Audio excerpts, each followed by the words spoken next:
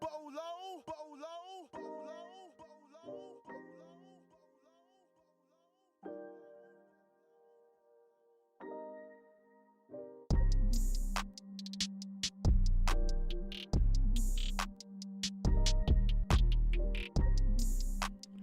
Oh, we got C-Note on here today. Yes, sir. Yes, sir. We on live early today. We are on live early today. What is good, everybody? What is good? What is good? C-Note, what you doing, man? You ain't making no beats right now?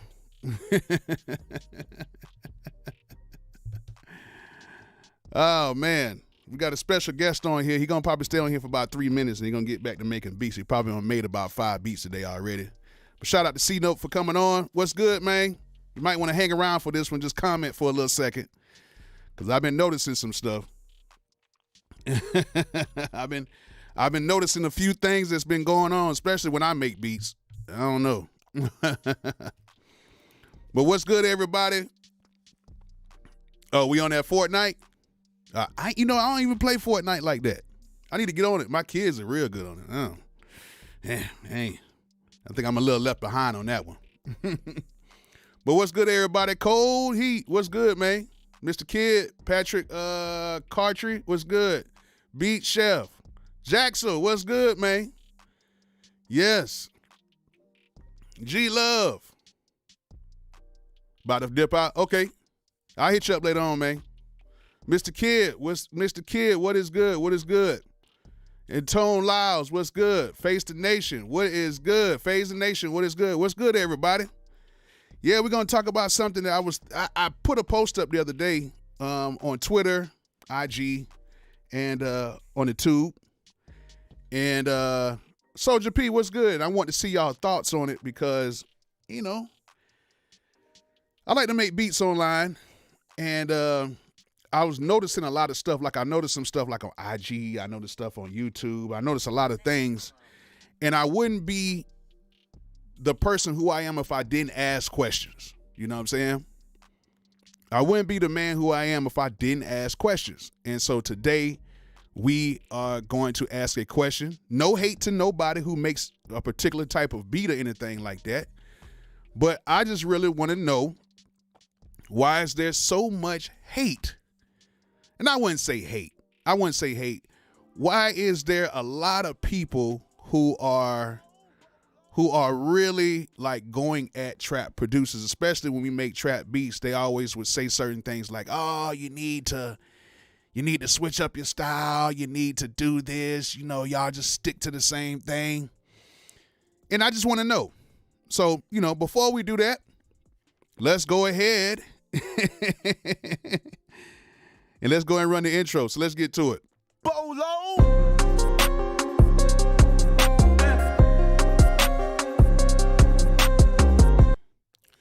All right, so before we get started, make sure you guys go ahead and support all the affiliate sponsors of this video, and that is number one, we have Zounds.com. If you guys need some equipment and your money's a little funny, you can go ahead and go to Zounds.com. They have a whole bunch of stuff on the site that requires no credit or background check, and it's not everything on the site, but it's a whole bunch of stuff that you can get on the site that requires no credit or background check. That means you can order it, they'll ship it to you.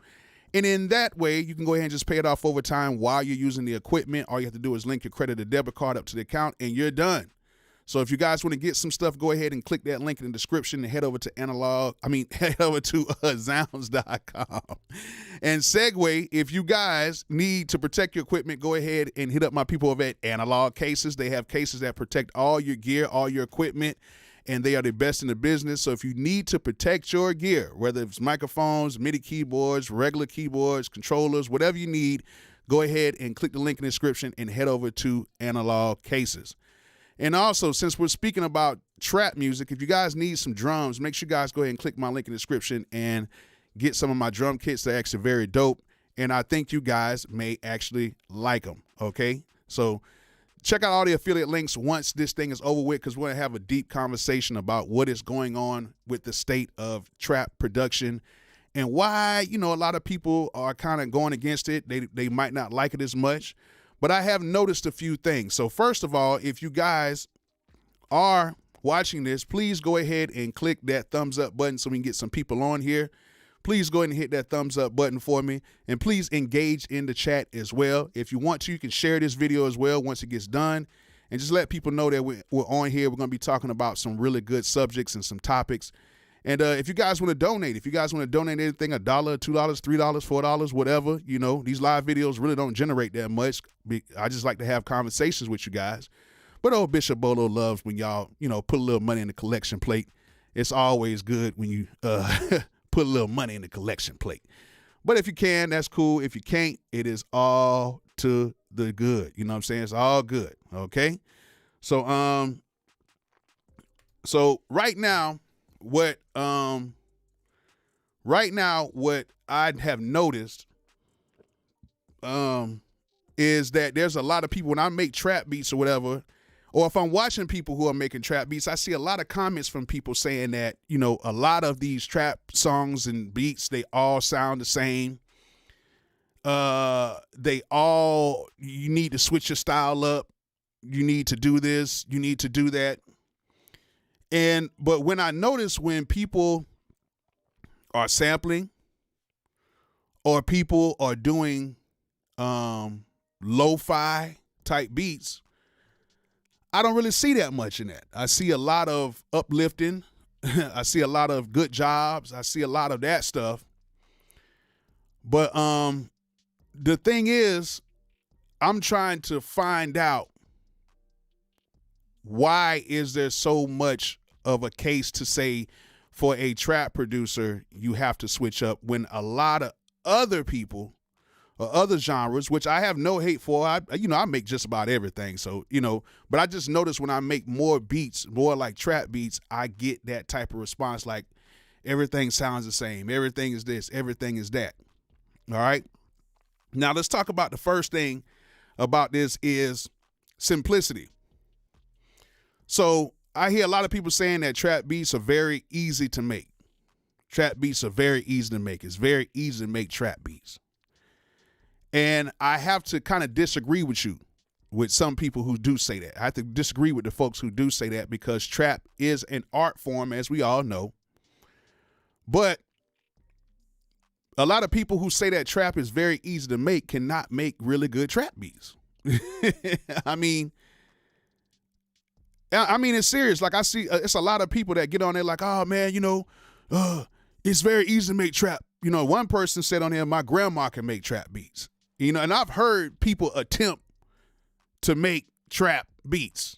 I've heard a lot of people attempt to make it. And then when they make it, it's not that good. It's not that good. Especially people who make different types of beats. Like if you're a hip hop producer, you make, hip hop sample based or whatever like that. But then when they cross over, I don't really, I don't really hear that good of stuff. Now, I'm not saying I'm the best producer in the world. I'm not saying that.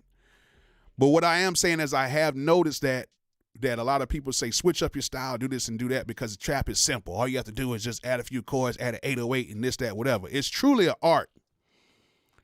It's truly an art, okay, to doing this. And we're going to talk about drums in a second, because I got to get to that too. It's truly an art to doing trap beats, certain ways you do your 808, certain keys, how you do certain, because right now a lot of trap stuff is very melodical. Like, and the thing is, with trap, there is a lot less sampling so far. I can say I can't say that. It's a lot less sampling and a lot less loop making being created by actual people making their own loops. Like, trap producers are sampling the loop makers, but these loops are being made by people and they're not really being sampled. So it's a lot of different elements being introduced to trap to where it's a lot more melodical than what it is. Now, the second thing that I noticed is that a lot of people say that the drums are the same. Everything is the same. The patterns are the same and everything is the same. But I have noticed that in other genres of hip hop, like lo-fi and everything, they use the same drums as well. Like I've downloaded a lot of lo-fi kits, and a lot of the drums and a lot of the bass lines are pretty much the same. A lot of the lo-fi drums derive from hip hop, coming from live drum sets that are sampled from other drummers. Right? Tell me if I'm tripping. But there's a lot of the lo-fi stuff actually there's sampled drums from drum kits, right? And with a lot of the lo-fi and a lot of the hip-hop stuff, a lot of the cadences, a lot of the drums and all that stuff sound pretty much the same. But they don't get as much scrutiny as trap. And, I don't get it. I don't understand. Maybe it's a small sample size, and I'm not knocking anything. Now, I'm not knocking. It's just a question. I really want to know this. You know what I'm saying? And like NYC, TV NYC, a lot of people say it's very easy to make a trap beat, but they do not sound. Yeah, it's very easy to make anything. It's very easy for me to make a sample type beat. I can get a sample, add some drums behind it, get two kick drums.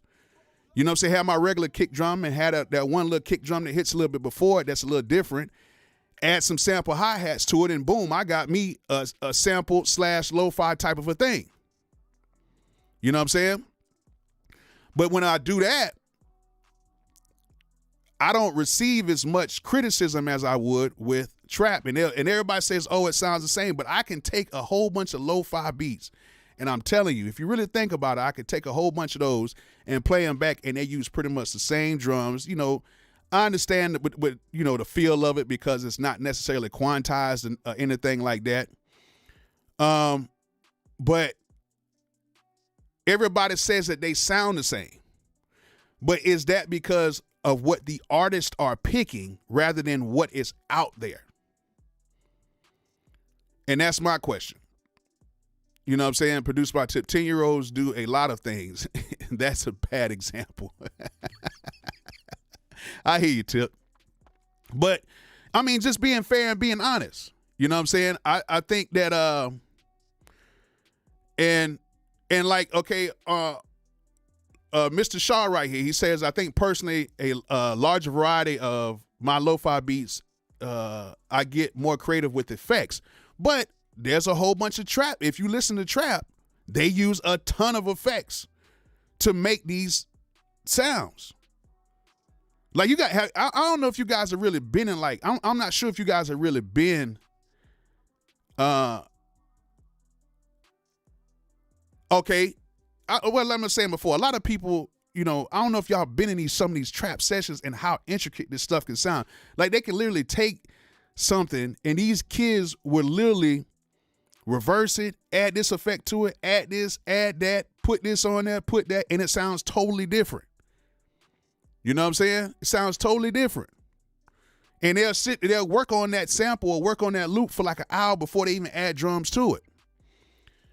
And what's the Jay Reaney? The impeach the president drums have been used to death in boom bap. Boom nap. Now, Mark CMS, I like your comment. You said the sound is oversaturated. Lo-fi is not so much just refreshing hearing something different. I can understand that. You know what I'm saying? I can understand that. But you got people like Ez Beats who say trap beats are simple and repetitive, not much feeling. Yeah, you can say that, but a lot of the stuff that I hear lo-fi is very simple as well. You know, it might be a few little breaks and cuts and stuff like that, and some even boom bap type of a beats. They all pretty much derive from either a 4 or 8 bar loop. You add some hi-hats and some drums behind it and the bass line to it. My thing is it because of what the artists are picking? Are the artists picking the same type of beats and we're not hearing what else is out there? Or is it just under scrutiny because people think that it's easy? You know what I'm saying? And I'm just trying to figure it out because it's like, okay, so this is one thing that I used to get all the time, right? This is number 3. It was the scrutiny of using loops. Let's just jump right into it. It's the scrutiny of using loops. Like you had some people who were saying, "Oh man, y'all are making trap beats. Y'all are using loops."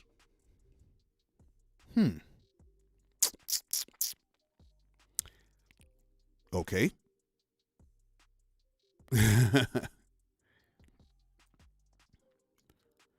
Most of the lo-fi stuff uses loops. Most of the hip-hop stuff uses loops. A lot of times they use 2-bar loops, 8-bar loops that keep going on and on and on. Sounds dope. I give credit where credit's due. If you know how to sample, you know how to sample. But a lot of these beats are using the same loops. And I'm just asking, I'm not saying there's nothing wrong with it. Okay, I'm not saying that you should scrutinize them. No, I'm just asking. You know what I'm saying? But everybody uses loops. Thank you. K9 on the beat. Everybody uses loops, but they'll say, "Oh, you're using loops. You're using loops." And then it's like, "Oh, now don't make a trap beat if you got a sample. Oh, you're sampling and you're making a trap beat. You're making a sampled trap beat. But then you can make a sampled hip-hop beat and you won't get mad." And I'm be honest with you. I'm be honest with y'all for real. I can make a sampled hip-hop beat much faster than a sampled trap beat. That's just me. I know y'all don't see it a lot on my channel. It's not really my thing. But I can. I used to sample. If people know me from back in the day, I used to sample a lot until I found out that you can get your publishing snatched by sampling so much. You know what I'm saying? And once I figured that out, because I remember I was about to get a placement, I had this sample in there, and oh my God, they were like, yeah, they talking about taking like up to like 90, 95% of the publishing. I'm like, yo, what? Are you serious? Like, we came to them before the song even dropped. And then from that point, I was like, I can't do all this. But then it was like, then this is like 2011. And then I started getting loops from people. Like, producers were just sending just melodic loops and stuff. And they was like, this is a way you can get around it because now you just can split the publishing with the loop maker and then y'all could just go ahead and go. And this was still fairly on before the loop thing really kind of caught on. Like in the past, like 4 years, these loops have been just crazy. Like a lot of people are doing it right now. But a lot of people now are praising certain genres for using loops and samples, but then if you do it in a trap style beat, oh, that's bad. You can't do that. And that's where I kind of like, I don't know. I don't know. Hey, if you guys are watching this right now, please go and hit that thumbs up button. Hit that like button for me so we can get some more people in here and trigger this algorithm. Please hit that like button if you're on here. It only takes 1 second. 1 second. Just go ahead and hit that thumbs up or that thumbs down if you don't like the topic. It doesn't matter to me.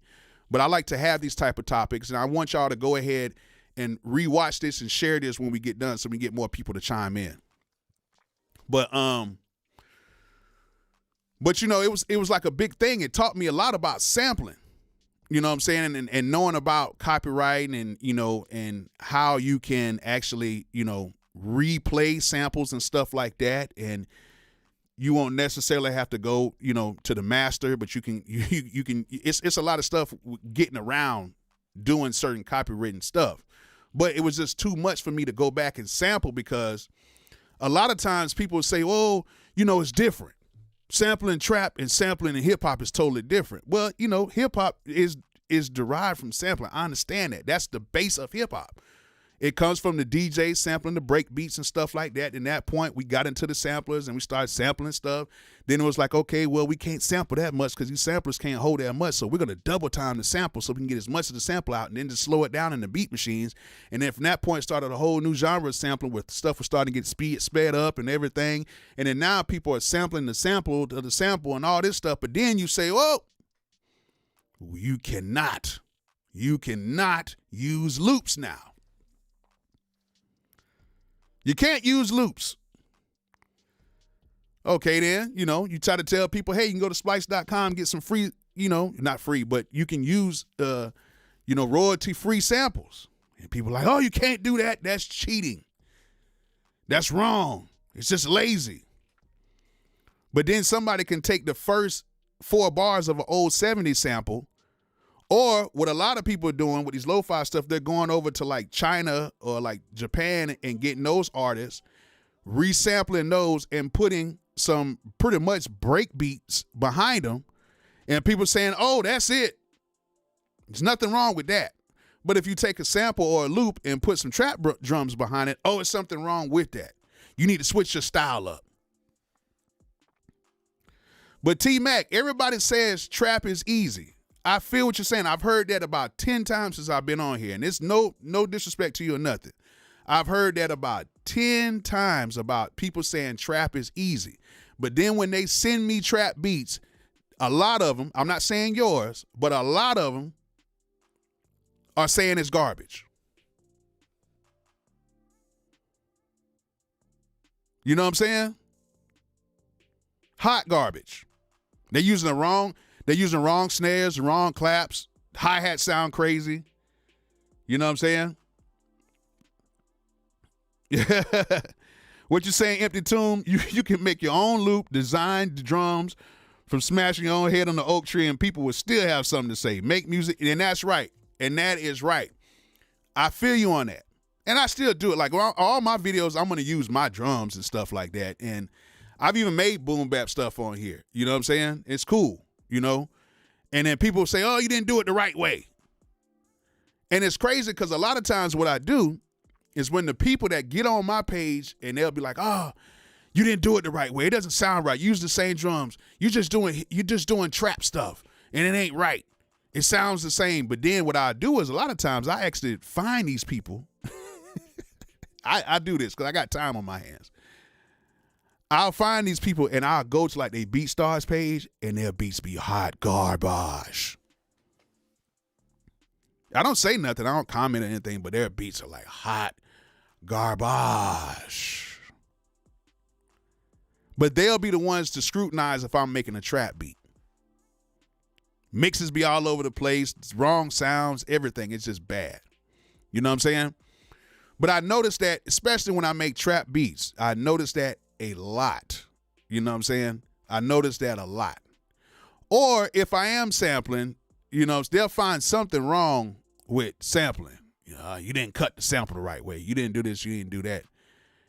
But they'll still accept it a little bit more. They won't say the drums sound the same because basically a lot of that stuff, doom, ka, da doom doom ka, doom ka, da doom or doom ba da doom da doom da doom da doom or boom boom boom. It's like pretty much the same type of beat when you listen to, or lo-fi is like boom, clop, boom, clop, boom, clop, boom, clop, boom, clop, and then like might be a hi-hat, boom, clop, doom, clop, doom, clop, doom. It's the same thing.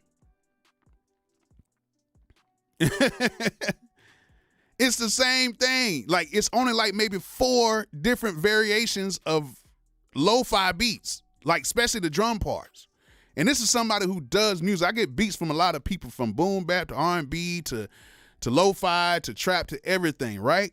And there's only like maybe 4 different variations of lo-fi drums, but nobody says, oh my God, the drums sound the same. You know what I'm saying? I don't hear that. I do not hear it. And they'll be like, oh man, the drums sound good. And I'm like, yeah, they sound good. They sound just like the last boom bap lo-fi beat I heard. Like, am I tripping?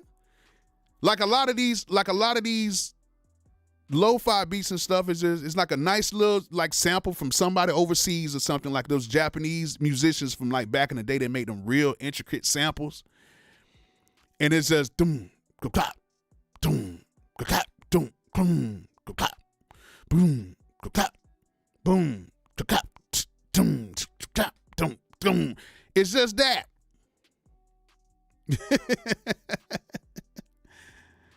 And everybody's like, oh, that's it. And I'm like, it sounded just like, y'all don't hear this? Am I tripping? But then if I make a trap beat, oh,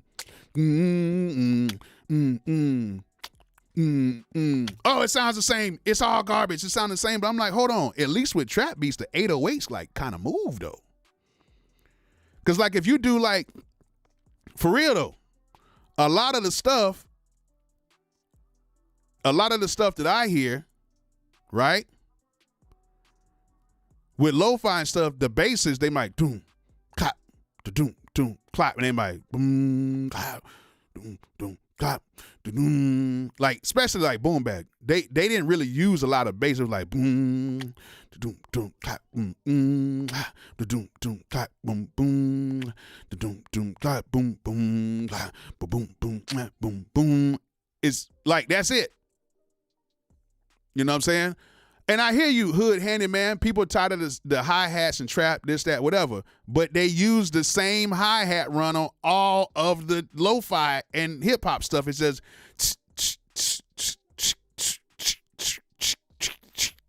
that's it. That's it. And then it might take a little pause.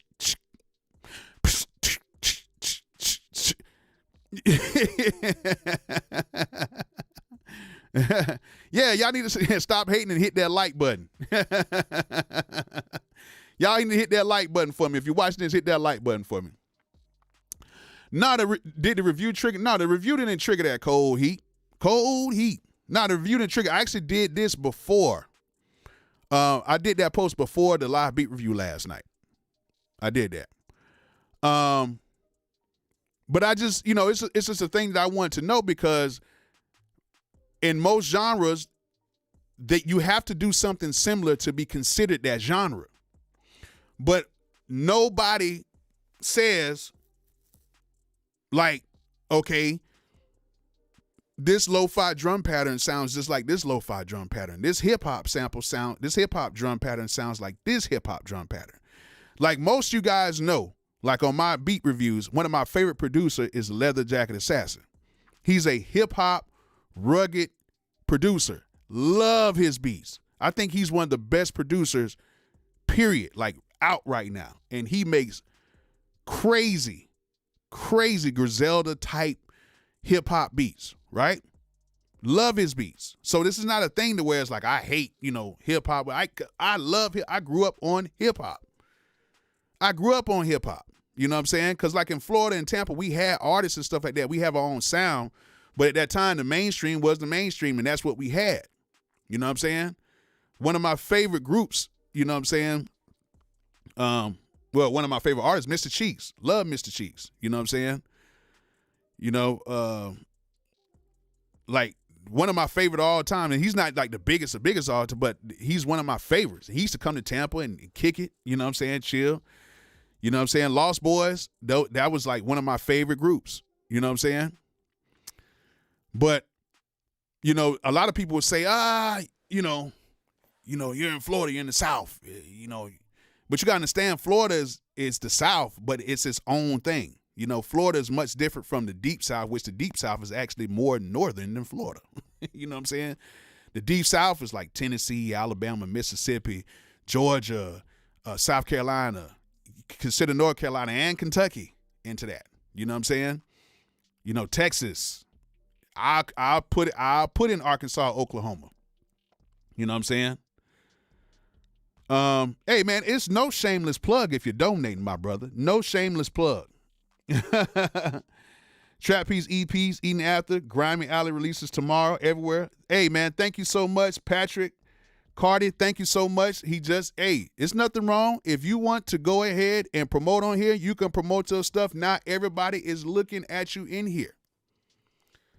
Yes. That's how you do it, man. You promote yourself on here. That's the great thing about it. That's the great thing. But, like getting back to it, Florida was its own thing. A lot of people from Florida, we would call them snowbirds, and they would come from New York to Florida, and they really was just supposed to be down there for a while, and they liked the vibe, and a lot of people from up north moved to Florida. And Florida was heavily influenced by hip hop. Like if you would have went to high school with me, you would have thought that we were like in the Bronx somewhere. You know what I'm saying? A lot of Puerto Ricans, a lot of Colombians. You know what I'm saying? A lot of Cubans. Tampa's full of Cubans.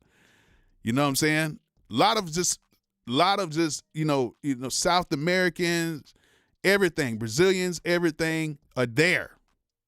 You know what I'm saying? A lot of Spaniards are there. And that's what I grew up with. You know what I'm saying? And not to be rude, we used to call everybody Chico. That was like the thing. What's up, Chico Rod? What's up? And they would accept that, you know what I'm saying? Because that was just a nickname. You know what I'm saying? That's what it was.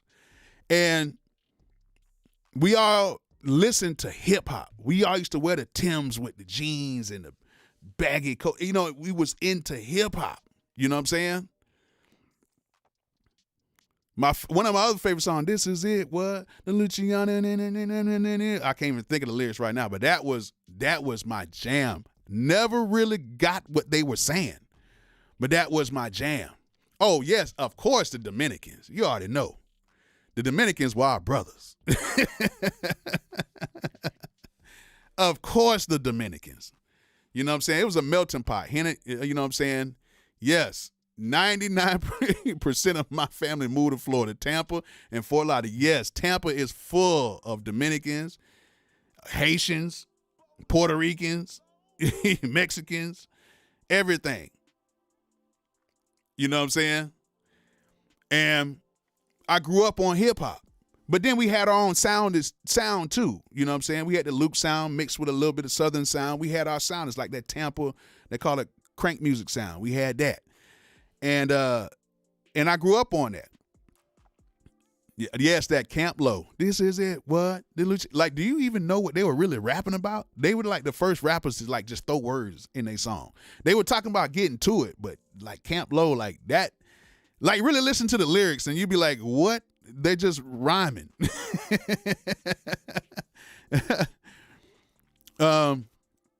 T-Mac says lo-fi is way too repetitive, but what makes it different than trap is their groove and the swing along with the sample instrumentation from live instruments. True. Very much true. But let me counter you on that. Jay-Z is the bad guy. You know, from the soundtrack, the movie soundtrack. DJ Toomp did a lot with those samples. You know what I'm saying? Let's think about that. Let's think about it.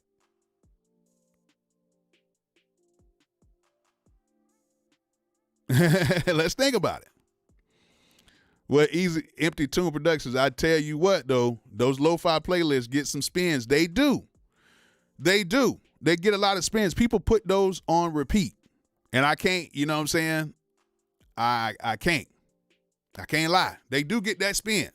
And I've seen people try to capitalize off of it, but if you're really not like a lo-fi producer, you really don't get that much love, because a lot of people try lo-fi and they don't get it. Like me, I try lo-fi and I'm just not there with it. I understand it. But I wouldn't go on another person's beat after they make a lo-fi beat and be like, oh, man, you need to switch it up. You know what I'm saying? Yes, that crank style music opened up doors for a lot of people, and a lot of artists used to come to Tampa and listen to that crank music, and the next you know, they got a song on the radio. Trust me, I was there. That's all I'm going to say. I was there with the artists. When they heard that, they're like, oh, what is this? And come back and take the whole style. You know what I'm saying? But you rarely see that. It's like, you know, with, you know, like me, when I do like my kitchen cook-up series, like I'm still going to do that again. I'm going to do another one probably. I'm going to film one probably tomorrow and release it on Monday. But when I do my kitchen cook-ups, and there's everybody like, that's all you do? Is that all you do is trap? But then it's people who, you know, are directly, and all they do is lo-fi or hip-hop style beats, but you don't see that on their stuff. You don't see that. That's all you do? That's all you do is hip-hop style beats? That's all you do is lo-fi style beats? But as soon as I make a trap beat on my page, which I've gotten paid, all the money I've made in my music career, I've gotten paid making trap beats. Do you think I'm finna just switch up now and say, oh, you know what, I'm finna go ahead and start doing lo-fi and just suck at it horribly? You know what I'm saying? Like, and just completely suck at it. Nah, I'm going to stick to what I'm good at. I'm going to stick to my sound. But I just find it kind of ironic how people would do that. And, you know, people say, yep, that is true, Jupiter, Phenom. Yeah, trap beats get hate because they've been running the game for 20 years. I might have to agree with you on that. I might have to agree with you on that. Because this is another thing, too. Now, rage beats, right? You remember when that whole rage beat is out? It's still out a little bit. But even when, thanks you, Jay Rennie. Thank you so much, man. Thank you so much for the, you know, donating to the collection plate. Thank you so much. But when those rage beats came out, everybody's like, oh, this is a new derivative of trap. This is a new thing or whatever. And then when the rage stuff came out, people were on it like so fast. It was like, oh, this is the new thing. And then it just stopped. Like, no more rage beats. But then it still wasn't scrutinized like trap. Maybe because it didn't last that long. Maybe it's, you know, maybe it's because of that. On the Defunct, why do you, okay, you say you disagree, and let me know on the Defunct, because I like to have these conversations with you guys, because I want to know how you feel about it and what should happen. Like, what should happen? Because, you know, you got trap still going very strong, and to be honest with you, this is what the artists are asking for. I can go to a session with lo-fi beats and nobody's not picking it. Unless I'm going with maybe a hip hop artist, but you know, there's some really dope hip hop artists. Like there's a new cat that Sway the Remix guy. I reposted him on my IG. His name is Ray Emanuel. Young kid and is spitting. Davis Lewis Love, thank you so much for the donation. He says the way trap is mixed hi-hats as loud top end with loud distorted 808s as bottom end brings ear fatigue and you can't hear the mid-range. I understand that. Definitely understand that. I understand that, and I get on producers who do that. I can't stand these extra loud hi-hats. I don't know where that came from, but then I was actually producing one time in the studio, and the kids were like, turn those hi-hats up. I'm like, what the hell are you talking about? I didn't get it. I was like, why you want me to turn these hi-hats up? But that's what they like. They like those distorted 808s. That's what they like, and they listen to it all day. However, the same way that a lot of people say, the same way a lot of people used to say about distorted 808s, they said the same thing about rock music in the 80s and in the 90s when that shit used to be loud. I'm talking about loud. They used to say the same thing about techno music when they used to pump that music so loud where you with stuff like what Skrillex and them were doing. They used to pump that stuff so loud and say, oh my God, it's so loud, it's wrecking your ears and doing that. You know what I'm saying? But people, over time, they loved it. Who was the last innovative trap producer? It's been a while. Yeah, you're right. You're right. You are right. I'm pretty sure there's one out there that's really innovative. But to be honest with you, from me just being in the studio with a lot of people and being around them during that time, I'm going to be honest with you. And this is just my opinion. This is not nobody else's opinion. This is my opinion. Right? And there's a few people I want to name. When I heard Sonny Digital stuff the first time in 2009, it just blew me out the water. I was like, what the fuck is this? When I heard Sonny Digital the first time, I was blown out of the water. I love Zaytoven stuff. I love Shawty Red stuff. I love Toomp stuff. I love Drummer Boy stuff. You know what I'm saying? I loved all these people. Right? But then further down the line, I got to actually be in the studio with TM808. TM88. My bad. My bad, TM, if you're watching this. But when we was in the studio working on Doe B stuff, I seen him and Metro, and this is right after Metro had his huge placement with Future, with the Karate Chop song. They was in there, and Metro was making a beat called Patrick Swayze. His song is called Patrick Swayze with Doe B. We was working on Doe B's project. And I had already turned in my beats. My beats were pretty much done with Doe, his mixing process, and they was working on the song that night. And to see how TM worked alongside with Metro. And I don't even think TM got credit for the beat that night. But they was just working alongside, and TM be like, nah, change this, change that. And Metro was like, yeah, okay, cool, boom, boom, boom. And they was just doing their thing, and they just going back and forth with ideas. And it was just like, it didn't matter. It was like, okay, well, you get this credit, and we get this credit, and we're going to split up this. It wasn't even about, it was about making the best record that night. And it was a trap record. And yeah, band play goes hard. There's a lot of producers, but I'm just saying the people who I've seen when they were young. These kids are like, like 8, 9, 10 years younger than me. Some of them 12 years younger than you. Got to think I was in there while they were like 19, 20. I was like 31 at the time. Metro was like 19 or 20 years old at the time. TM was around about the same age, and I seen these kids work. And the stuff that TM was doing, because I've seen Southside make some beats, but it was very limited. But the way I seen TM make beats, and the way I seen him make beats at that time was incredible, because he was using the tools in FL that a lot of people wasn't using. And I'm pretty sure Southside was using it at that time, but just the way TM was putting beats, like he was so innovative at that time, it was phenomenal. It was like watching something special. And then that same night, C-Note pulls up. And he just played some stuff that he made on the MP and all the keyboards and stuff. And it's like, bam. And I'm in the studio with all of these people. And then, of course, Manny Fresh comes in that night. Zaytoven's there that night. You know what I'm saying? B.O.B. and Zaytoven were working on beats after those sessions. And they was coming up with some crazy stuff, just using all outboard gear. There's a lot of people who gave hip hop what it is right now. This thing. You know what I'm saying? A lot of people say Shawty Red was the last. He says like it was the last innovator. I can't say that. Shawty Red is one of the innovators of that sound. But between Toomp, Shawty Red, Zaytoven, you got to put Fat Boy on there too. Drummer Boy. You know what I'm saying?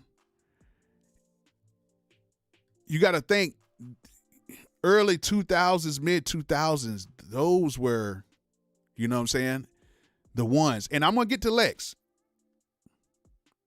Lex, when he came out that stuff with Ross, it just puts things on a whole nother level. That whole 808 Mafia sound. You know what I'm saying? Yeah, Shawty Red is basically the founding father of like what we're doing today. You know what I'm saying? Definitely. Thank you, Soldier P Beats. Thank you so much for that donation. Definitely, Shawty Red is like the founding father of how we do things now. You know what I'm saying? But a lot of people forget when Shawty Red did a lot of stuff with the rapper Drama. I don't know if y'all remember that song back in the day, that song, left, left, left, left, left, right, left. Get on up, get on up, get on up, right, left. Left, left, left, left. And how the 808, he was doing that on the MPC. But then check this out. I'm going to throw y'all for a little curveball right now. I'm going to throw you in for a little curveball. Why doesn't we all know about the Timberlands, we all know about the Dre's, we all know about that stuff, right? But then you got to look at the in-betweeners, the ones who give you something that is like, is it trap? Is it this? Is it that? But why doesn't a lot of people put in Bangladesh into the argument? Bangladesh had some of the most innovative beats you can ever think about. And he's like a multiple Grammy winner with singles on Beyonce. He did Ludacris's debut song. Nobody talks about Bang.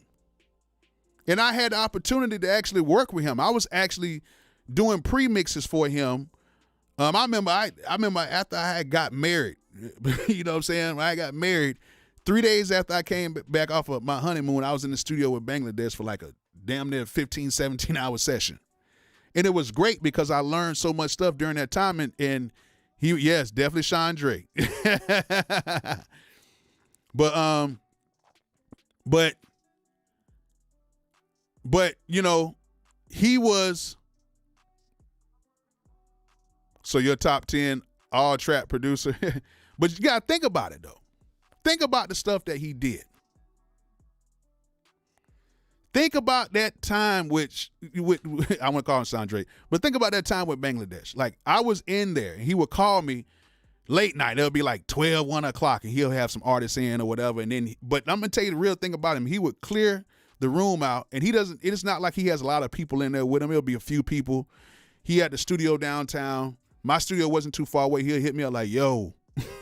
I'm like, yeah. Hey, you got some time? Yeah. You can like put a little mix on this record for me? Yeah. I'll be over in a second. We'd never charge him because it was more about learning that. And you know what I'm saying? His style of production, how he produced and everything like that is phenomenal. Like if you've heard some of the songs that didn't get released, like it was a lot of songs that didn't get released that he had some crazy stuff. Like, I remember mixing a song that him and Nicki did like a while back. And this was, I don't even think it got released yet. But it was crazy just to hear the way he puts together sounds. He can put like these high-pitched sounds and low-pitched sounds and then have that distorted bass in there. It was like crazy. You know what I'm saying? Very crazy. You know what I'm saying? Yeah, Bet Stacks. Yes, thank you so much. Was it Beat Stacks or Bet Stacks? Thank you so much. Yeah, trap music. Trap music was one of my hardest beats, man. I wish I could have mixed that a little bit better. I wish I could have mixed that a little bit better. But yeah, I recorded trap music. We recorded that song at like 4 o'clock in the morning. The first day me and Doe met, we recorded that song. The first night, I made the beat. And, you know, I made trap. If y'all haven't listened to trap music, y'all need to listen to trap music. That's one of my hardest beats. And the reason why it wasn't my hardest beat, it was the way he spit on it to make it, to bring the beat out. And to this day, I can go to Alabama anywhere, and I'm like, I'm Bolo, I did trap. Oh, you Bolo, you did trap music? That's one of the hardest beats ever made. I'm like, yeah, I don't know about that, but he made my beat sound a lot better. The concept of how he did it, and it only took him like 30 minutes to do it. And we did some other stuff that night too. But yeah, Bangladesh, cannot forget about that. You know what I'm saying? Thank you, Creative Freedom. Yeah, I did that. I got a whole bunch of stuff that I did for some other people as well. I got beats with French Montana, Joel LTs, all that stuff. Shout out to Two Pistols who hooked me up with all that stuff. I got a lot of stuff, man. A lot of stuff that was supposed to like be like the single, but didn't become the single, and it's a lot of stuff that happens in the background. Tay Keith is very dope, very much a Memphis style type of producer. Tay Keith is keeping Memphis directly on his back, and I like that. I like how he doesn't really change too much, but he did do a really dope record on the Future album a while back. It was kind of like an R&B-ish type record. Did his thing on that. So I like how he can switch up his style, and what he's doing with Sexy Red right now is crazy. Like the beats and everything with that, and he jumped on that Sexy Red train early. Where is he? Who are you talking about? Yes. Bangladesh did a milli. He did 6 foot, 7 foot. He did a ton of songs for Beyonce. He did Video Phone with Beyonce and what was the other chick? Big Record. You know what I'm saying? So, you know, London. I remember London before he really got on. He's come to studio, but you know, London was on in Atlanta for doing a lot of the rich kid stuff. You know what I'm saying? Like a lot of people heard about London once you know, when the Rich Gang came out. You know what I'm saying, with Thug and Rich Homie Quan. A lot of people was going him then, but London was doing stuff for a long time ago, especially with the rich kids. You know what I'm saying? Yeah, Bossy with Khalees, like, you know, London was cold. D Davis, what's good, man? But there's so many innovative producers. And then you got people like, you know, like C-Note. C-Note was just on here earlier. A lot of y'all missed him. C-Note actually jumped on here for like 5 minutes. And, you know, I already know how he is. He came to show a little love. But that's my guy right there. But C-Note brought a lot of that just tragic production. I call it midnight tragic production with the eerie sounds. He brought that Michigan, Midwest, Detroit style eeriness to trap. Like, that was crazy. Yeah, I was on Baby Jesus, yeah. And I could have had a few more songs on there as well, but they want to do that. Like, C-Note is a monster. That's my guy. Every time I step into C-Note's house and he plays me beats, all I can do is just shake my head like, bro, what are you doing? He just started laughing and laughing. Ah, yeah, I told you I got some shit. Niggas can't fuck with me. But he's humble about it. Like, if you ever see C-Note in the street and you be like, C-Note, what's good? He's not going to be like, oh, man. He always going to be like, what's good? It's not like you're going to have a whole conversation, but he's going to have some stuff. And then when he was down there in Florida over the summer, I would go back and forth to Florida while he was down there because he was in my hometown he was outside of Tampa. And I would go down there just to link up with him. And then he'll play some beats. I'm like, like, kid you not, he has Song of the Year with Young Thug. He has a beat that he did on Young Thug's album. It didn't make the album. Do not know why. But the instrumentation that C-Note did on that record is beyond me. Beyond me. You know what I'm saying? Beyond me. Like, that song is one of the best, and that's not just because he's my homie, but that's one of the best ever. DJ Squeaky, okay, yeah. And a lot of people think, you know, DJ Paul, Juicy J, yes. And to me, for real, you got to understand this. And I'm just going, and I know the subject kind of switched a little bit, but you got to understand this. A lot of the South music derived from, you know, that real deep South music derived from that Texas and from that Memphis. Houston, Dallas, Memphis. Definitely Memphis. Sure enough, Memphis. The way they used to make beats. Right now, that Mr. Don't Play album, you can play that album today, and it sounds like something that's supposed to be out right now. You can't tell me what that Mr. Don't Play album doesn't sound like an album that can come out today. I mean, they were way ahead of their times. You know what I'm saying? Way ahead of their times. Way ahead of their times.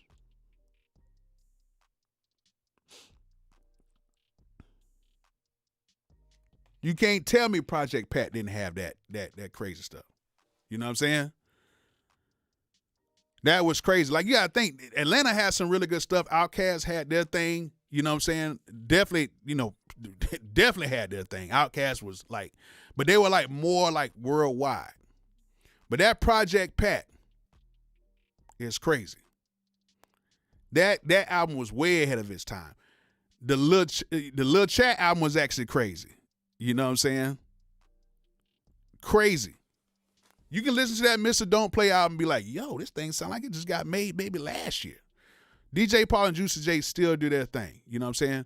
Where is Bangladesh? Bangladesh is still producing. He's doing more stuff like for artists and stuff like that, but he still produces. Go to his page. He still produces. You know what I'm saying? Still produces. But you gotta think about this.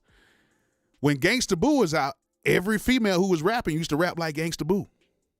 Rather it was in Tennessee, in Texas, or Atlanta, in the Deep South, they used to all rap like Gangsta Boo. Think about it. On Knuckin' You Buck, old girl's verse sounds like a Gangsta Boo cake. I come in the club shaking my dreads. That's Gangsta Boo. Think about it. But a lot of people don't give 40 his credit. And just about everybody who works with Drake. Drake is one of those rappers who's not scared to rap on very simple beats and just straight to the point beats. But there's so many people you can name, right? R.I.P. to Boo. Come on now. Boo was that deal. Boo was the chick back then. And that's what trap music came from. And it's held up over time. It's different ways of doing it. But then, like my argument was today is, okay, I understand that. But if you know that this is a genre of music, what I would say to a lot of people was, if you're going to talk about a genre of music, talk within the genre instead of saying, oh, you need to switch it up. Y'all need to switch up these beats because y'all making too much trap beats. Because you, like I said before, you rarely hear it on hip hop producers pages. Like I go to IG and I'll like, a lot of stuff that a lot of the hip hop producers are making, a lot of the lo-fi producers are making. I champion that. I'm like, okay, that's dope. But as soon as you make a trap beat, oh man, it sounds too repetitive. Oh, you ain't doing a thing. But I'm like, this is the same thing. This is the same thing. Like I said before, there's only like maybe 4 different ways you can make drum patterns on lo-fi beats. There's only like 5 or 6 different ways of doing it on traditional hip hop beats. You know what I'm saying? What kind of headphones I got on? These the Austrian audio headphones. These are the, hold on. I forgot the name of these, but these things are dope, like very dope. They are the these are the HIX65s. These things like $400, and these are the truth. They're open back headphones, the truth. If you want to get them, go ahead and click that link to zounds.com if you want to get them.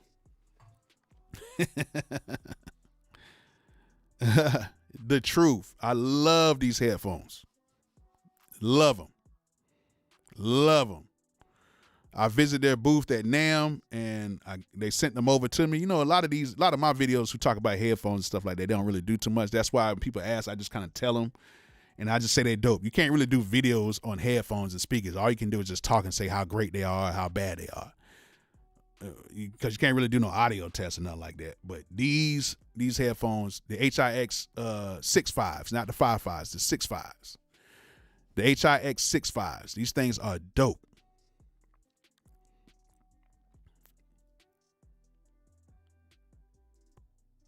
Yeah, that's true. Everybody say y'all need to switch up. If y'all need to switch up, then why did NY adopt UK drill music as their sound as opposed to lo-fi? Boy, I might need to pin that one right there. Hold on, let me pin that one. Let me pin that. Ooh, I'm gonna pin. That's pinned up there, Superstar J. That's pinned up there. You know what I'm saying? That's crazy. Because a lot of times people won't say that. They won't say why, why like New York basically took on that UK drill. And even I heard over in UK, like if you make UK drill over there, it's like people like, you need to switch it up. Like that's the sound. What I say a lot of times is if you're critiquing somebody on their beats, critique them in the manner that the beat is in. Don't say, oh, you need to switch up the sound. What I would say is, hey, you might need to switch out that clap. That clap is not the right clap. Or you might need to switch out that hi-hat. Because a lot of people think that making trap music is easy, but there's certain trap sounds you just don't use anymore. Like we all know if you hear an old school trap beat, and you might hear a beat that somebody just made today and they use like an old school kick or something like, you be like, nah, that's those trap sounds are dated. That was 2012 right there. That's 2013.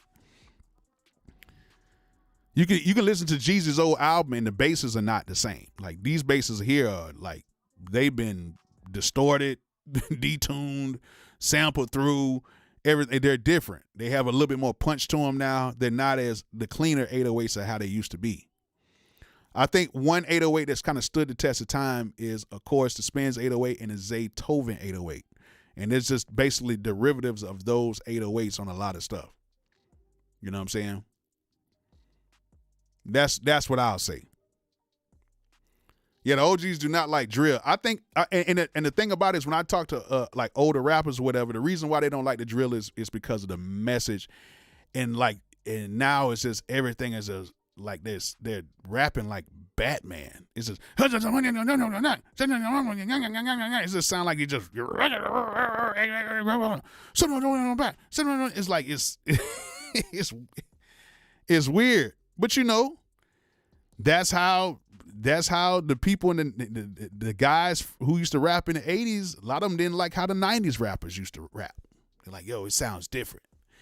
And like the people in the 80s were like, yo, I'm chilling in the park and I'm having fun after dark. And who knows how I am? Because I am the man I am because I am hot like that. You don't know me because I'm the man, Jack. You know what I'm saying? And then they'll get on people who are rapping like in the 90s, like Cream, dollar bills, y'all. It's like, they're like, oh, that stuff is whack. It doesn't sound like hip hop. And then you get to the 2000s where everybody's like in party mode and it's like, everything is like party and hey, mamacita and señorita. Nah, you know what I'm saying? It's like, oh, that's whack too. Then New York kind of goes to that little blind period for a while. It's like, okay, what are we really doing? Jim Jones comes out with Ballin', and then you had Mims. People can forget about Mims. He kind of adopted that Southern style into his stuff.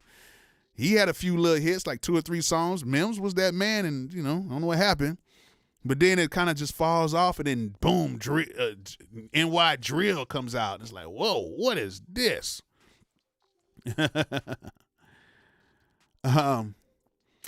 Dallas. Okay, so yeah, this is another thing we can talk about.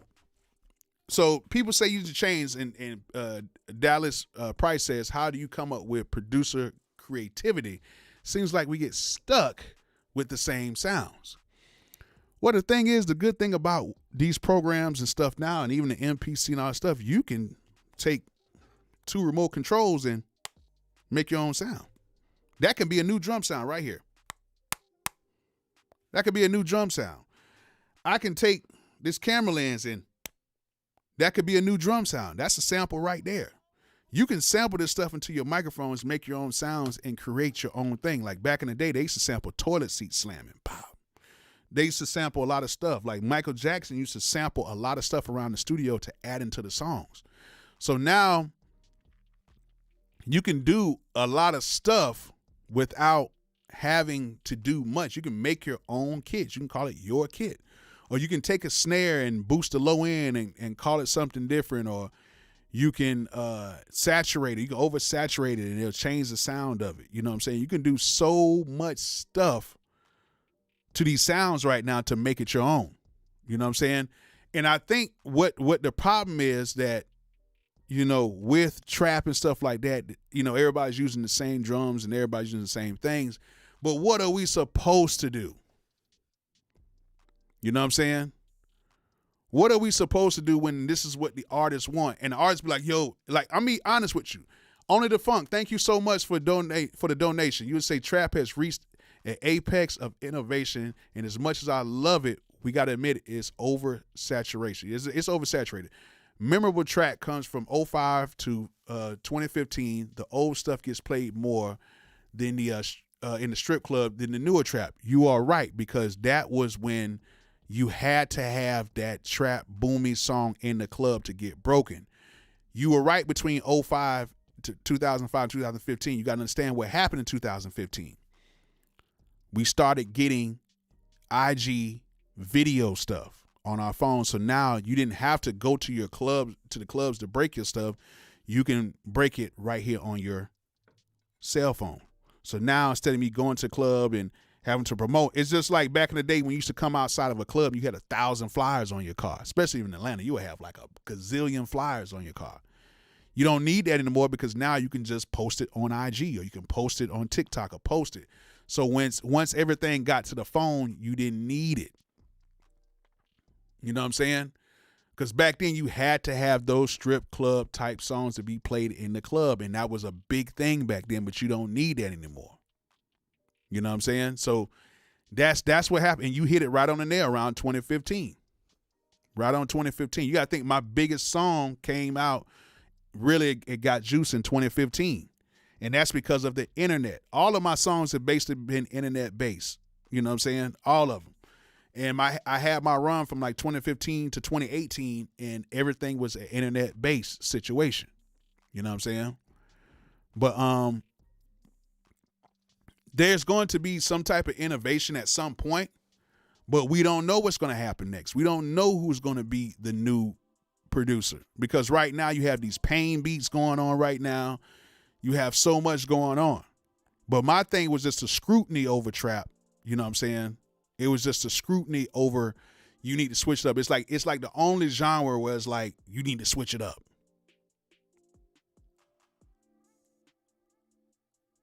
Yeah, thank you, Debo. I just said that earlier. I just said that it's like, it's always unknown boom bap producers talking about trap is easy, which is cap. Great trap beats are hard to make. Like, I know some people who make tremendous, crazy R&B beats. They can play their asses off. I mean, can make some great stuff. But get them to try to make some trap beats. Oh, my goodness. Oh, man.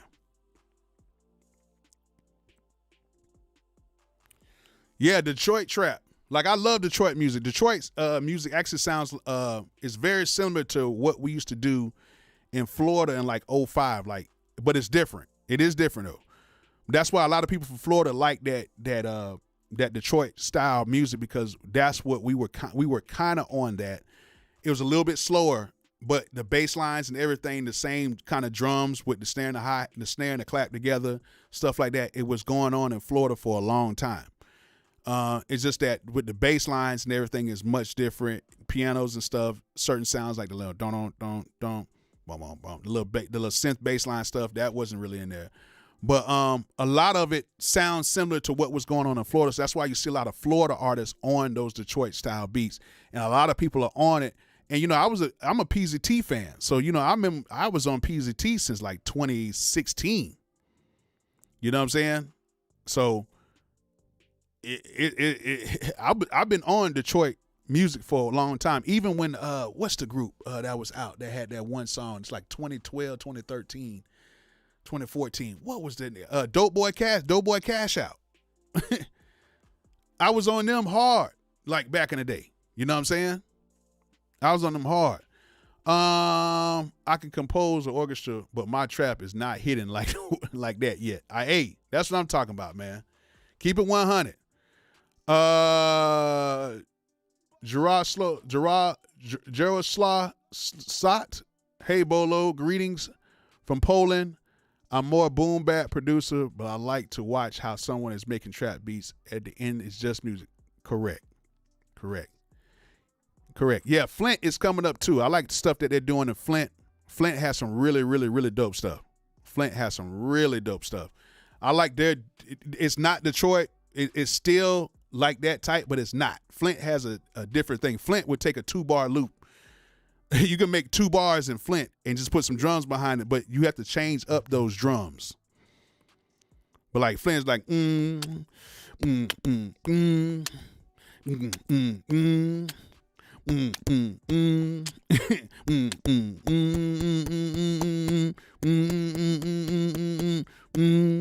I mean, I love how Flint music just moves. Like I listen to everything now. You know what I'm saying? Beats I prefer trap drums with soul samples. I like that too. You know what I'm saying? Yeah, even Memphis, like everybody's on the Detroit beats because they move. You know what I'm saying? And that's what we were on for so long. You know what I'm saying? Very fast paced. Songs be like a minute and 30 seconds with 2 hooks in them at that. You know what I'm saying? 3 hooks in them. But yeah, like I was saying before, like, you know, it's just the scrutiny of what trap gets. I guess because it's out there so much, you hear so much of it. But, you know, I just never seen myself going on somebody's page and saying, hey, you need to switch it up when you're good at something. Trap soul, yeah, not even trap soul. They don't mess with none of the trap soul producers because that's kind of like trap, like what lo-fi is to hip hop, that's what trap soul is to trap. You know what I'm saying? How do you feel about Creative Freedom Visual Arts says, how do you feel about Southern soul? They sample a lot of rap and R&B. Love it. I love anything that's dope. I think that a lot of people think that you have to be conditioned to listen to one thing. Anything that is dope, you can just feel it. You can just feel that it's dope. You can't really even hate on it. You know what I'm saying? Produced by Tip, Detroit gave me a little Bay Area feel, though. It did, but it's different. You know what I'm saying? Bay Area has their thing. Detroit has their thing. You know what I'm saying? LA has their thing. They have their fast-paced thing, too. But, you know, it's you know, if you slowed a lot of that stuff down, it'll sound like older hip-hop music. It's just faster. Stuff is a lot faster. You know what I'm saying? Like the good thing about like trap music is if you slow it down, you can make R&B songs with it. You know what I'm saying? Like you can do a lot of stuff with it. You can speed it up and it can sound like some booty club music. If you keep it at the moderate tempo, it sounds like some stuff you want to go creep and do some crime with. And if you slow it down, it sounds like you can make love to it.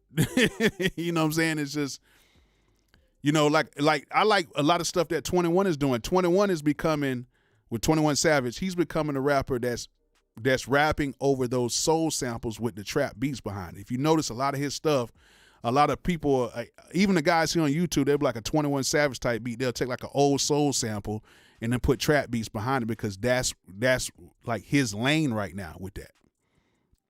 And a lot of people say it's oversaturated. The everything is oversaturated. The hip hop beats oversaturated. The lo-fi beats oversaturated. You know, I call it like hip hop elevator music. That's what I call it. But it's like, will lo-fi ever become mainstream? At some point it might. At some point it might not. I don't know. But it's been around long enough to become mainstream, but you got to have something people still want to move and feel and have a certain energy in certain big clubs. You know what I'm saying? Okay, Davis Lewis Love says the clap sounds on Zapp and Rogers songs were created getting two wood boards connected with a door hinge and slam them together to make that clap. Oh, that's dope. That's dope.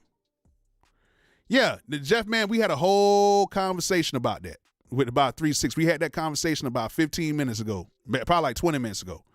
Make sure you rewatch this, though. Make sure you rewatch this because we talk about 3-6. I talk about, like, everybody was on Memphis. Like, you know, all the young ladies used to rap like, you know, Gangsta Boo back in the day.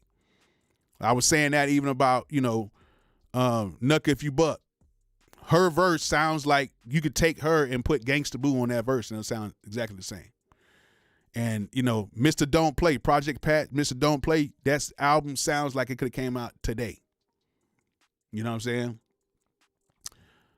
I used to find trap hats lazy. Just note repeat. Well, I don't know about that, Rob, ×2, because some of these guys spend sometimes 30, 40 minutes just working on the hi-hats to make them sound different from somebody else. It takes me, to be honest with you, me right now, I have a folder of like hi-hats that I did that I might have spent 30, 40 minutes on for just an 8-bar loop, just getting them sounding right. And I just slide the midis over and just put a hi-hat on them. I'm not finna sit there and be on them. Them trap hi-hats will make you think about life. If you're really doing trap music, those hi-hats really will make you think about life because you really got to have different hi-hats. Like I know a lot of people like to keep the but now it's like you like you know it's like the hi-hats are cutting you and you got to dodge and oh shit. You know what I'm saying? But that's what these kids are on right now. You know what I'm saying? But like if you listen to lo-fi, their hi-hats, they're just, it's the same thing. Yeah, UGK, oh man, crazy. 8-Ball and MJG. Come on, man. They had some of the classic songs. Classic songs.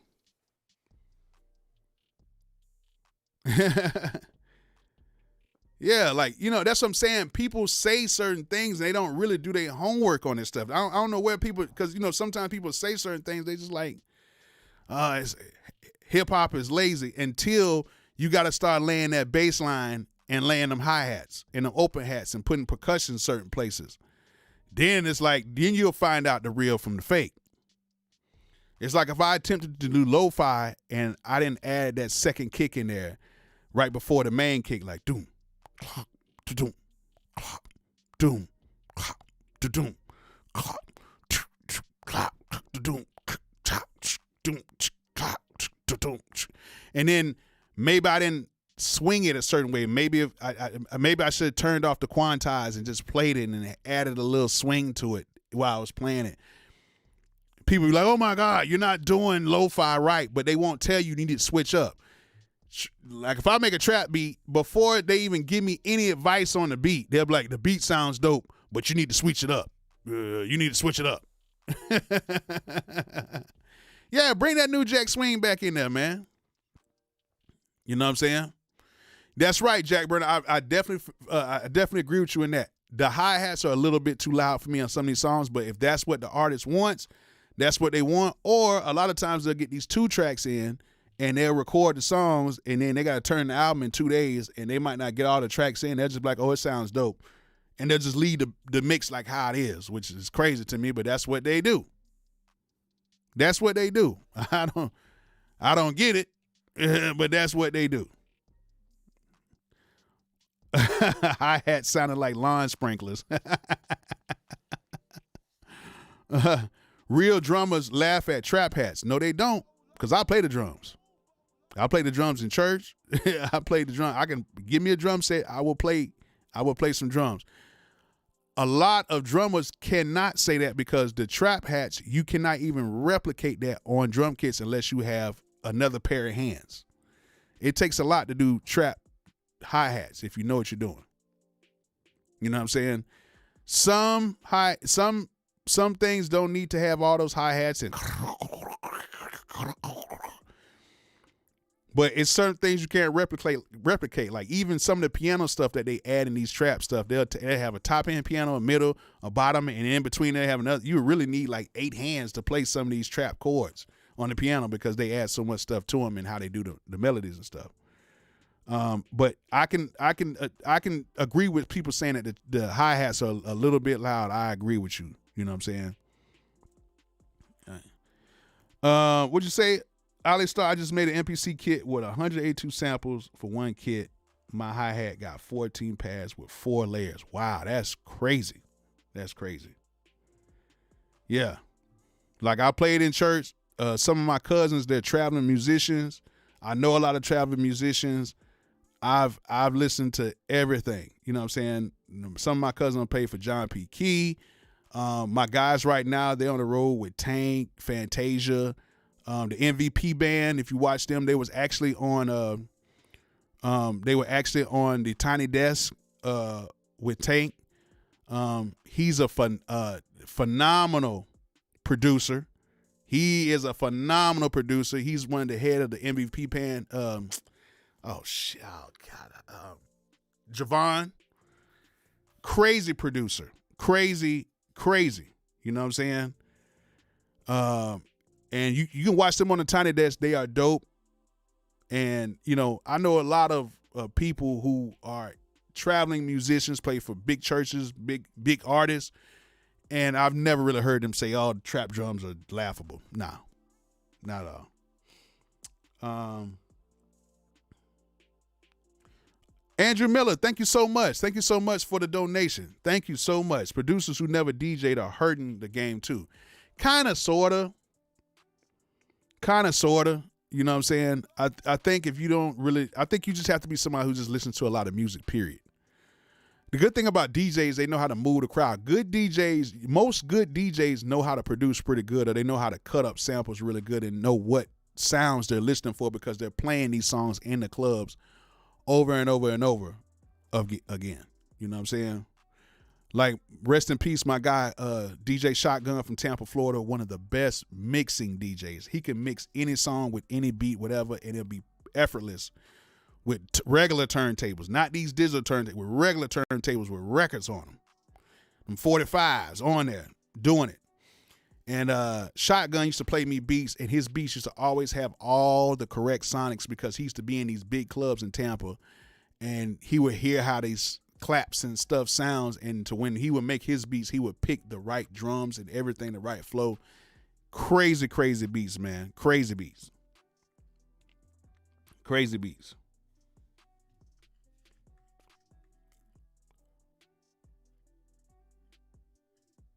Hey, man, you want to send some hi-hat banks? My email is right there in the video description. It's at the bottom.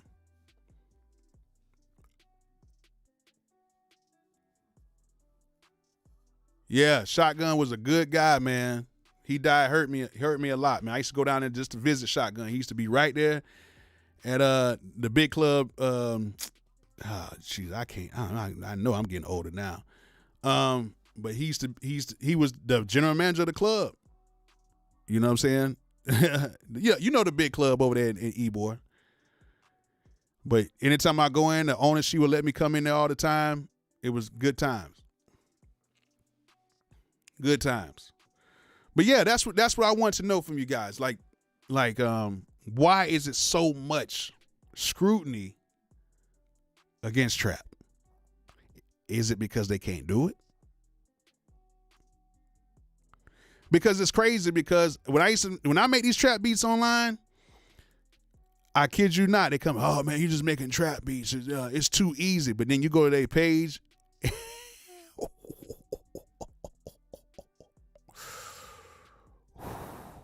Oh man, it's something worth listening to, because the same people who will hate on your beats, I would like. Truth be told, if you go on there and you listen to some of the people who hate on my beats, I'm like, hey, I got a live beat review. If you want to come in and play your beats, I'll give you a free slot. You will never hear from them people again.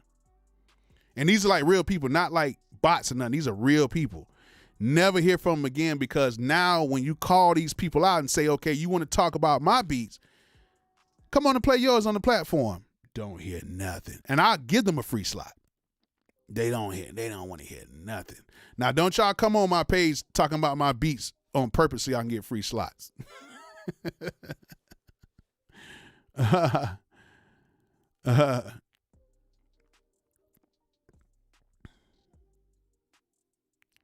I would super chat, but Bolo acted like I was a fan last time, man. Come on, Ant. Come on, Ant. Don't do me like that. If I did, I'm sorry, man. I ain't mean to do that. I ain't mean to do that, Ant, man. I swear I didn't. I don't know. Were we in a discussion or something? And I got too emotional.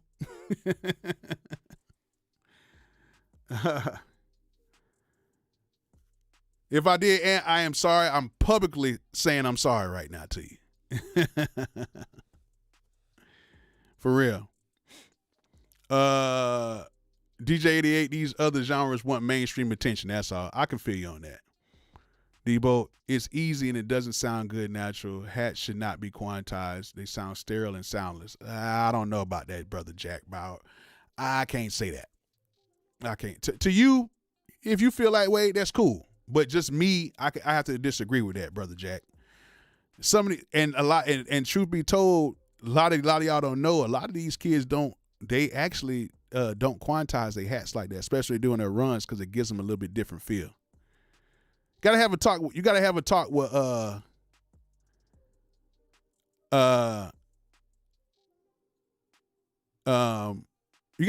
people like DJ Toomp and stuff like that and see what they used to do back in the day. You know what I'm saying?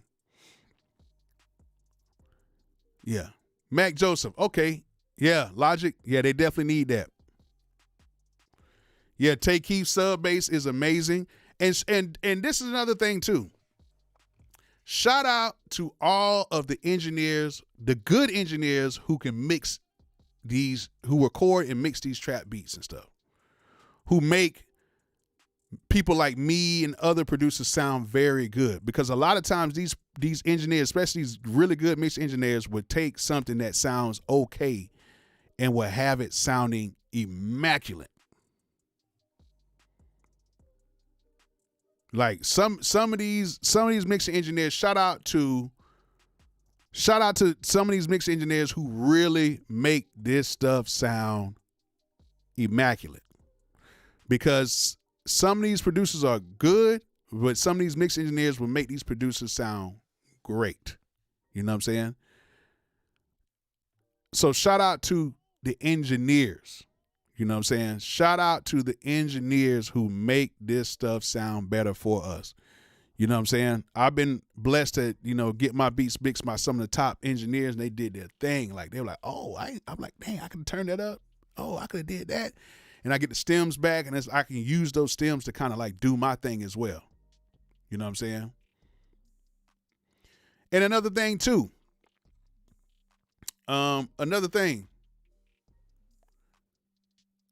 With trap and stuff now, and I'm glad you said that, Astro Black. With trap now, you don't necessarily even have to use 808s and stuff. You can use the Moog bass or live bass on there. Like that's how a lot of live basses used to be on a lot of trap stuff.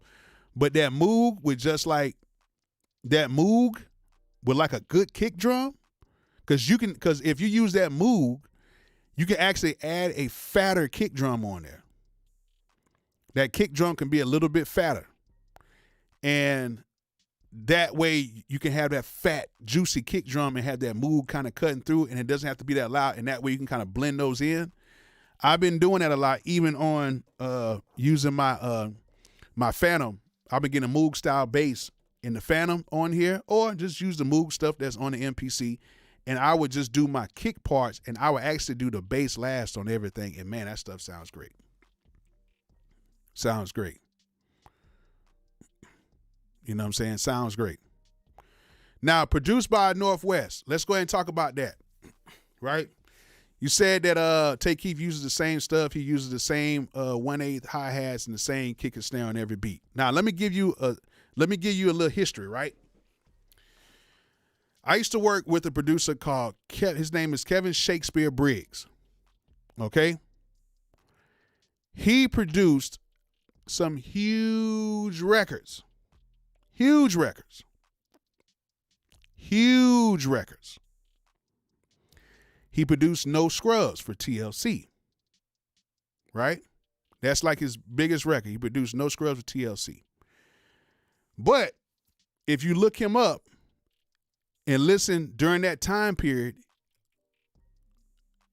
like all of his beats sounded exactly the same because that's what people wanted. You know what I'm saying? He produced dang,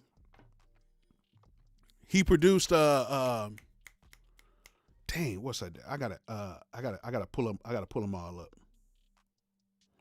Hold on.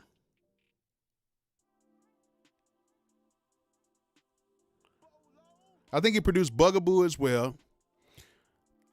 He produced a whole bunch of songs during that time period. He used the same drums, the same sounds, the same everything. And that's what they wanted. So right now, do you think if Tay Keith formula is working, why should he switch it up? This is exactly what I was talking about today. Why should he switch it up? Yeah, There You Go by Pink. Bills, Bills, Bills. Yes. All of that stuff. And he got all the plaques in the studio. I used to work with Shake for about 3.5 years. Okay? But you got to think, you know, he did stuff with Whitney Houston, Backstreet. He did all this stuff. He did stuff with the Backstreet Boys. You know, he was on albums that went 10 times platinum. Why would he switch up? Why would anybody switch up with that's what they want? Yeah, that harpsichord era. Yeah. I see what you're saying. No, I'm not hating on dude. I just don't think he's as great as everybody thinks. Nah, you know, at the end of the day, it's all perception. You know what I'm saying? Produced by Northwest. It's all perception because when some people think, dang, I need to get this certain beat, let me call up Tay Keith and see what he got. And he's going to send them exactly what we want. That's why you have, it's like this. Imagine you being an artist and you're like, dang, bro, I need to get some stuff that Tay Keith would do. And Tay Keith sends you some lo-fi stuff. And you're like, this ain't what I wanted. No, a lot of artists think about, I need to get a beat from Southside. I need to get a beat from Tay Keith. And they're different styles of trap. Southside makes a different style from Tay Keith. TM makes a different style from Tay Keith. C-Note makes a different style. You know, everybody has their style. Buddha, he has a different style. You know what I'm saying? Like, Lex has his different style. You know what I'm saying? Everybody has their style. So right now, when you get beats from Tay Keith, you're going to get a Tay Keith type of a beat. It might not be. You might have beats that may sound better, but your style may be different. And right now, Tay Keith is one of the hottest producers right now. And he did it by working hard and staying true to what he's doing. Just same way with you. Like if you make certain types of beats, I wouldn't want you to switch up your style. That was the problem with me. I made a certain type of beats for kids. Like I did the Watch Me Whip, Watch Me Nay Nay. Big record. Big record. Gets me paid a lot to this day. And I remember Shake telling me, you should have made 10 more of those. And I'm like, no, man, I'm not that type of producer because I wasn't. I wasn't a kid producer. But every time I would make a kiddie beat along that time, because you got to think that was when the whole dance thing was out. The internet was different. It was like a wild, wild west. It was, you know, it was the timelines were different. It wasn't all these different algorithms. It was just boom. You know what I'm saying? And everything worked to my favorite. And if I would have, you know, you get, you know, you try to switch things up. And I'm going to get to that, what you're saying, Niles. Hold on one second. And if I would have stayed in that lane for that period, I would have probably made 10 times as much as I made. Even though I make a lot, I would have made 10 times as much because I would have dealt more artists because that's what they wanted from me. Even though I hated the beats. I hated making those kids beats. I did. But if I wouldn't have been so hard-headed, I would have made a hell of a lot more. No telling where I would be at right now because over time it would have switched. Zaytoven did the same thing, but that's what, yeah, that's right. That's what he wanted. But Niles said right here, Niles Pesce said, if you can feed your family making the same song for 5 years, get your money, get experimental after you've set up your children's college funds. Correct. Correct. I couldn't have said it no better. Correct. Because you only have so much time in this game. Like, you know, most producers ain't gonna last no more than 3 or 4 years. Except for the ones who last a little bit longer, maybe 8 to 10, like at your height. Like, there's very few that's gonna last that long. Very few. So you only got like 4 or 5 years. It's like an NFL running back contract. You got to make as much as you can in that short period of time. And there's a lot of great producers who they don't produce that much anymore because it's just now it's somebody else's game now. But that's what Tay Keith is doing. He's been doing this for some years now. And people still want what he makes because that's his sound. That's what he's known for. You know what I'm saying? Yeah, those sync deals are good. I ain't gonna lie to you, boy. I made the perfect song for sync. You can play it at every basketball game. I love when football and basketball season is in, boy. Woo! Great times. Great checks, boy. Them checks that come out in February and May. Oh, whew. Man, great times. Great times. But yeah, Big Chief Vision, I needed to hear that because that's what's been blocking me, thinking I need to produce on their way. Yeah, like I tell people all the time, like, you know, Shake taught me that a lot. He's like, if people are on your beats, if they digging what you're doing, give them what they want.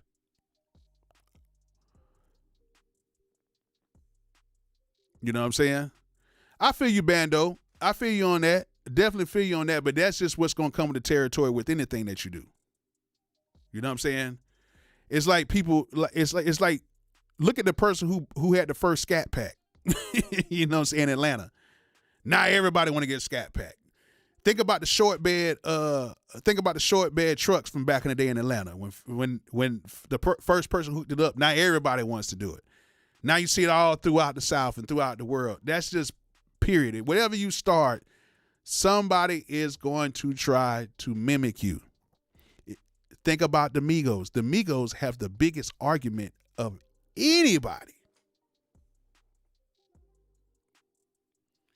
Even though that rap style was used before, the Migos made it very, very, very popular because what's the rapper from Hypnotized Mind? He used to rap like that back in the day.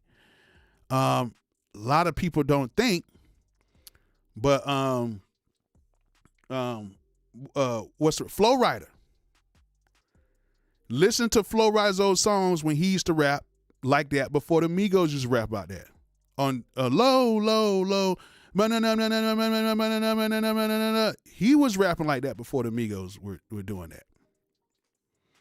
But the Migos made it popular. They were doing that. And now everybody raps like the Migos. Because you can have a different flow on slower beats now. The beats can be slower, but you can still rap faster, so it feels like the beat is still moving. Lord Infamous, thank you.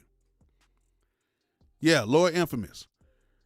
It was very popular with Lord Infamous, but the Migos just took it to another level, especially when Drake got on, you know, Versace and all that stuff like that. But everybody, like Lord Infamous had his sound, and nobody really tried to take it. But then when the Migos did it, it made it like ultra cool, and everybody wanted to rap. Next, you know, everybody started rapping like the Migos. They have. I got to say this, though. You got to keep it 100. They had the biggest cultural shift with that flow than pretty much any artist anywhere at any point of hip-hop. You know what I'm saying? Some people say the flow is trash. I get it. You know, NYC, TV, NYC. I get it. But you got to understand it that they had the cultural impact of that flow. They had it. I know some of y'all might not like it. I understand it, but they did it. And I see what you're saying. Some people might say, nah, but think about it. Nobody was rapping like that until after they came out. You know what I'm saying? I don't know where they got it from. I don't know if they got it from, but they. Once they did it, every rapper still to this day still raps like when the Migos came out. They still use that flow. Yeah, I remember Bone Thug and them was doing that too. They was going back and forth who did that flow, whatever. But Lord Infamous was really the one who kind of really did it first. But then listen to Flo Rida's song on Low and how he was rapping on that. He was doing that flow before them, but you got to think, even with them, and shout out to Crazy Bone. Shout out to him for getting out, fighting for his life and getting out of that jam with his lungs and stuff, man. Shout out to him. Is it Crazy or Lazy? I forgot which one it was. Ace Hood too, but it wasn't the way the Migos did it. They say they got it from Daz Effect. Okay, cool. But they did get it from somebody. But nobody really tried to copy. Like when Daz Effects came out, there wasn't another group like that year or a year or two that was rapping like them. They had their own style. But that was the thing back then. You had to have your own style. But when the Migos did it, it was like every rapper was like, oh, okay, we got to rap on that flow. Y'all see what I'm saying? Like, they got it from Daz Effects, but when the Migos did it, it was like, oh, every rapper started doing it. Like, everybody just started doing it. Nobody had their own flow at that point. Drake, Future, everybody was doing it. Yeah, when Drake, Migos plus Drake, worldwide eyes, yeah. When Drake got on Versace, it was like, oh, Drake doing it. And then next you know, Drake's whole album was like that. It was like, oh. Yeah, a lot of people kind of did it, but it wasn't nothing like to that Migos effect. When Versace came out, after that, everybody, you know what I'm saying? The mumble rap stuff, they didn't, but you got to think the Migos didn't start the mumble rap. The mumble rap started later on. You could still, they were still like, okay, run that verse back. I don't like how that word came out. Mumble rap, I get it. Like, some people like it. I just can't get into it. And mumble rap is kind of going away. It's not here like that.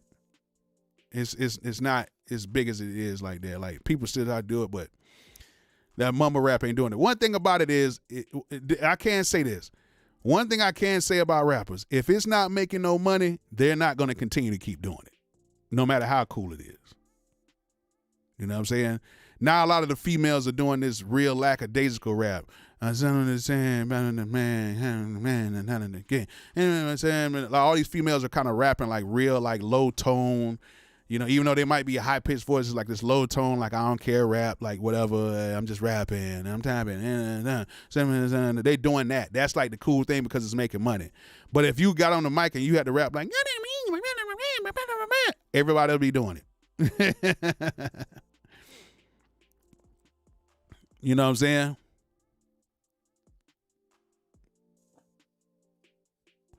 Now, Daz Effect, they did have copycats. I will probably say that. But it wasn't to the effect of like how the Drake or whatever. Yeah, Shakespeare was a legend. Shakespeare's my dog. You know what I'm saying? We get into our little arguments and stuff like that. But it's like good arguments because Shake could get on me all the time. Bolo, you should have did this. You should have did that, Bolo. I'm like, all right, Shake, man, dang. You know what I'm saying? But he was a la Bia. Yeah. Yeah, the low tone nasally rap. Yeah, that's what's kind of going on right now. Yeah, it's a lot of stuff going on with all this stuff, man. It's a little different. Yeah, Wayne was mumbling even with auto-tune. Yeah, that was, especially on ooh, I can't believe it. Now she all on me with T-Pain, and that was I don't know what Wayne was on that night. He might have had that cup. He might have had that cup that he was referring to. So where does this leave the innovators, Swishbangers? it leaves them right where they are, innovating. Right now, for everybody, and I know that we kind of got off the subject, but that's what we do. I usually try to get on the subject for like the first 30 to 45 minutes, then we kind of switch off. But we talked about the meat and potatoes. So if you guys are just now in here, you make sure you watch this from the beginning so you guys can hear the arguments, what I was trying to say. And there's no hate to nobody. Like, there's absolutely no hate to what anybody is trying to do. Like, I love every genre of music. If it's dope, it's just dope. Period. If it's dope, it's dope. You know what I'm saying? However, I will say this. This is the perfect time to be yourself. Because back then, we didn't have this type of access to iTunes and all this stuff and IG. You had to either pass it out or somebody had to hear it, or you had to pay your way to get in the studio, or you had to know somebody that knows somebody. Right now, you can literally, everybody that's watching this, literally can make a beat, post it online, and it has a chance. I'm not saying it is, but it has a chance to go viral.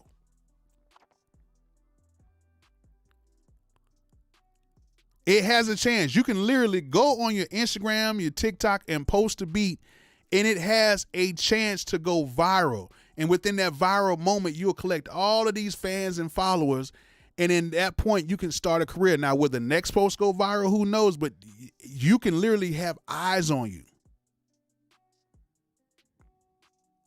You know what I'm saying? So you have a chance to do that. That's why this is the perfect time to be yourself. And then people, yeah, like Tizo Touchdown, great example produced by Northwest. You are exactly right.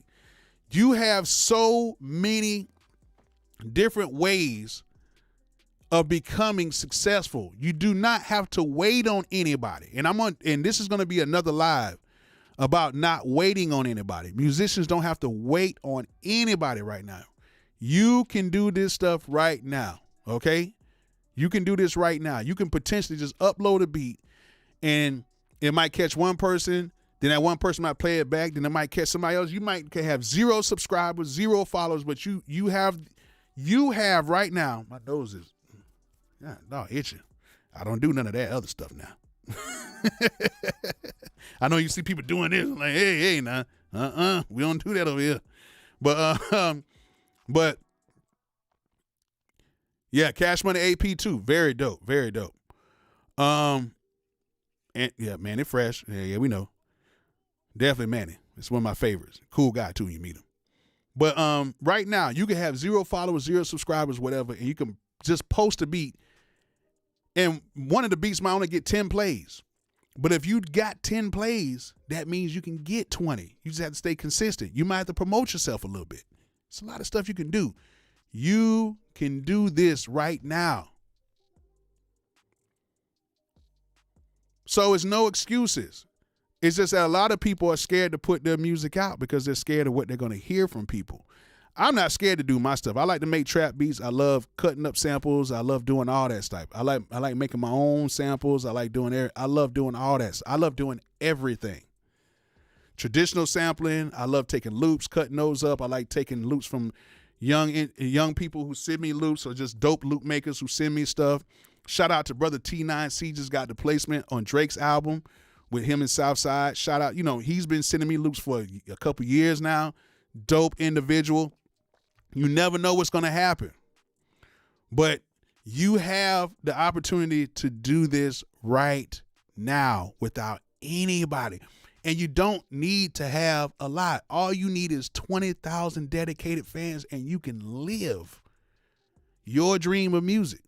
Just 20,000 dedicated fans who listen to your music. Think about that. 20,000. You know what I'm saying? That's all you need. But that's for something totally different. That's for something totally different. But yeah, man, it was a simple question that's, spawned this whole thing right here, in which that's going to be the, segue to the next live, I wouldn't say beat review, but to the next live. The live beat review last night was dope. Had a great time with the live beat review. Shout out to everybody who did that. We will have live beat review signups tomorrow at 1 p.m. Eastern on Friday. stay tuned to that so you guys can go ahead and be a part of the live beat review next Tuesday night at 9:30. But yeah, had a great time with you guys today. And I'm going to start doing more lives like this as well. If you want me to do more lives like this, let me know. And hold on, game related. Bolo, have you used sound modules before of keyboards? Yeah. The MoFat, TurboFat, stuff like that. Yes, sure did. Can I even tell you where those things at right now? That's a shame. Sure did.